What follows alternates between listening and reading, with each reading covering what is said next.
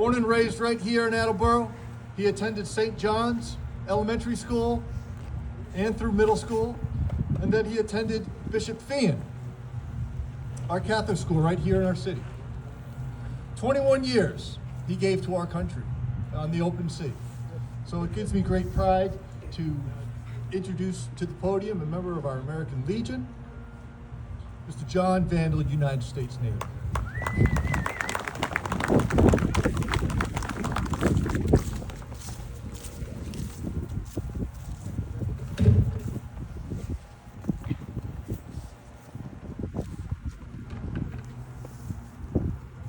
With age come the glasses.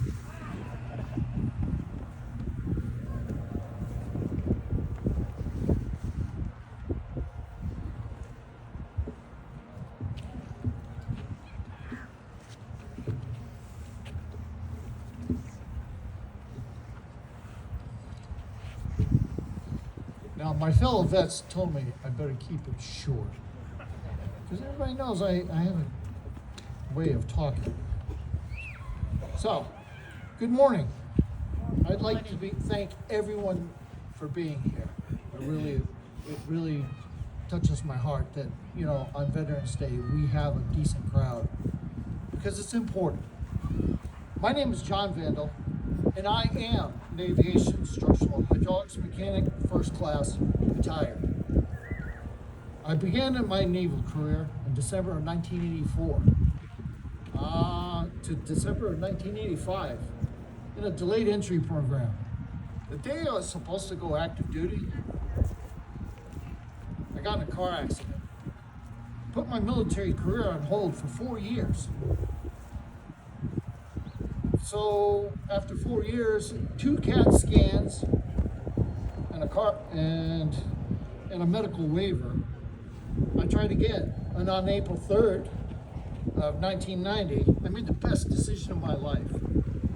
I went to boot camp, Navy boot camp. During my career, I earned 4 Navy Achievement Medals, 6 Good Conduct Ribbons, 2 letters of accommodation signed by flag admirals, 2 meritorious masks, aviation warfare specialists in 2 platforms, and numerous squadron excellent awards. I retired May 31st, 2010. 21 years of naval service. Is that 1 year caught up to me. During that time frame, I served during 2 wars, the Gulf War and the War on Terror. Believe it or not, I only did it for 1 month, 9 days at sea. That's because when I worked on big airplanes, they didn't land on ships. So that's all my time I have. And basically, a lot of my friends, they're like, you gotta be kidding me. My son's been in for 15 years and he's got more sea time than his dad. All right, so today we celebrate 8% of the American population. Now, the figures may be approximate, but I tried to do my best homework. I say 8% because 1% of the population is on active duty, give or take. The other 7% are inactive veterans. That's us. The veterans standing out there, myself. These inactive veterans are comprised of 66,000 World War II vets. Yes, there's still that many out there. 400,000 Korean War vets. And of course, 1,680,000 Gulf War and War on Terror vets. These men and women each wrote a blank check signifying a pledge to their country for the amount up to and including their lives. Some may have been drafted, others may have been court ordered. Believe me, I've met a few. And some guys, like me, just wanted to make their lives better. No matter what branch of the military we served, we became a brotherhood. We were taught core values and teamwork. These teams have been together for a very long time, starting with the Army, which was established on June 14, 1775. Then the Navy was established on October 13th, 1775. Now, if you ask the Marines, they would tell you they came before the Navy. No, not true. They were established on November 10th of 1775 because the Navy decided, hey, we are not going on. We're not going on land. We'll send somebody else. Then we have the Coast Guard. They were established on August 4th of 1790.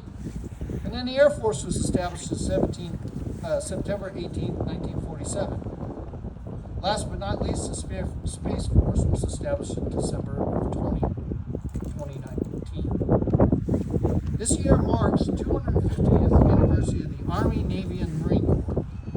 The Coast Guard, they got 15 years to go. The Air Force, well, they have 172 years, but we won't hold that against them. And as for the Space Force, yeah, they got a long time to go. Each one of those military forces over the years has developed core values. These core values are taught from the time we enter boot camp to the day we are released from duty. Army: loyalty, duty, respect, selflessness, service, honor, integrity, and personal courage. The Navy: I'm going to say the Navy and the Marine Corps, because, believe it or not, the Marine Corps is part of the Navy. We believe in honor, courage, and commitment. Coast Guard: honor, respect, and devotion to duty. Air Force: integrity first, service before self, and excellence in all we do. And Space Force: character, connection, commitment, and courage. These core values, each of the members' armed forces, these core values hold a member to the armed forces to a higher standard. Although some may be different, they instill a purpose and pride and devotion to duty. Even after we are out of the service, we still hold these core values, which was, spoken by the mayor and the other representatives, that we go into the community and instill what we've learned through the service. And this comes from our core values. And I figured I'd add that in. Anyone that knows me knows I like telling a story to tell about core values. I promise I ain't got too much longer. In 2020, when COVID was at its worst, we were told that we could not honor our following comrades with the Memorial Day Parade. At that time, I was the commander of the American Legion, Post 20. I spoke to the VFW commander at the time, was Phil Audette, God bless his soul, about marching to the park from the post. He thought it was a great idea. When we called the membership and told them what we were doing, the membership volunteered to march without hesitation. So on Memorial Day, we marched on the sidewalks, 2 miles to the Veterans Triangle. It took a lot of courage to do this. Many of the veterans were elder and knew what sacrifice was, and they were not going to let a little virus stop our dedication to our fallen comrades. And in 2021, we were told that we could not have a parade again. We decided to march at the time, and we were taking the streets for our march. We formed at the VFW and American Legion post and began to march. Without a police escort, we marched for 2 miles on half the street. Led by a van playing music, we took half the road. People stopped their cars and tried not to pass us. Others came out of their homes and cheered us as we marched. As we came to the Veterans Triangle, we felt a sense of pride and accomplishment. We had honored our fallen comrades. I learned at a very young age, while in boot camp, failure is not an option. Our core values do not let us fail.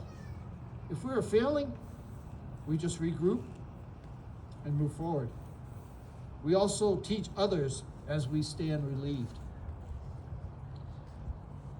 So, after 21 years of service, I'm very proud of what I've accomplished in my military career. I wear my retired Navy ball cap with pride, just as other veterans. When I see others in their ball cap, I go up to them, shake their hand, and thank them for their service.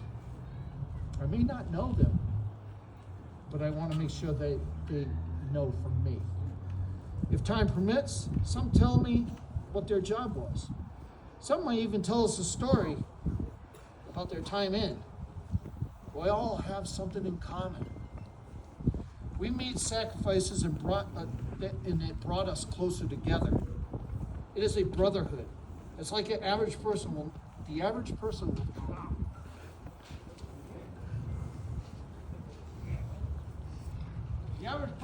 never know.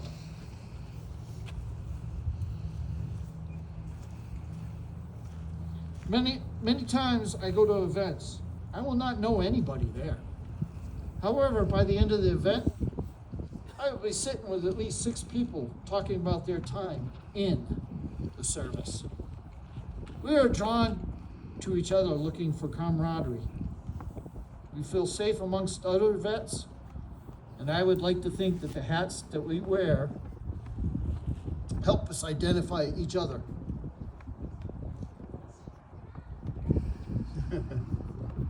You're right, Eddie. I have 2 families, the ones I live with, and the brothers and sister of arms.